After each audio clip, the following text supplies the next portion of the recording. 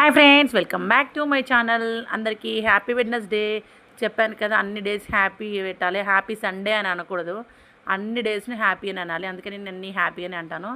Almost happy ఉండడానికి ప్రయత్నించాను friends, అంతే. ఇంకా నెక్స్ట్ అయితే ఏం చెప్తున్నానంటే, ఇక్కడైతే వేడివేడిగా చారు అయితే టమాటా చారు చేస్తున్నాను. షార్ట్స్ ఇద్దామంటే ఇంకా వీడియో ఇద్దామంటే పిల్లలతో కుదరట్లేదు, హాలిడేస్ స్టార్ట్ అయిపోయాయి.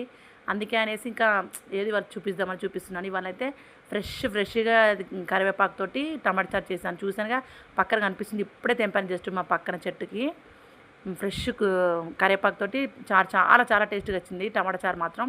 నెక్స్ట్ పక్కన ఇక ఆలు ఫ్రై చేశాను. ఇంకా ఆలు ఫ్రై కూడా ఆల్మోస్ట్ అయిపోవడానికి కూడా వచ్చింది. ఇంకా మార్నింగ్ చేశాను, ఇందులోకే దోశ చేశాను, దోశలోకి పెట్టుకొని తిన్నామన్నట్టు. దోశలో కాంబినేషన్గా ఆలు ఫ్రై చాలా చాలా బాగుంటుంది. మీకు ఎంతమందికి దోశలోకి ఆలు ఫ్రై ఇష్టమో నాకు కామెంట్ సెక్షన్లో కామెంట్ చేయండి ఫ్రెండ్స్. అందులోకి కాంబినేషన్గా టమాటా చారు మాత్రం చేశాను. అందుకే చట్నీ చేయలేనట్టు ఇంకా లాస్ట్లో చూపిస్తాను అన్నట్టు దోశ కూడా నేను. ఇంకా ఇందులోకి టమాటా చారు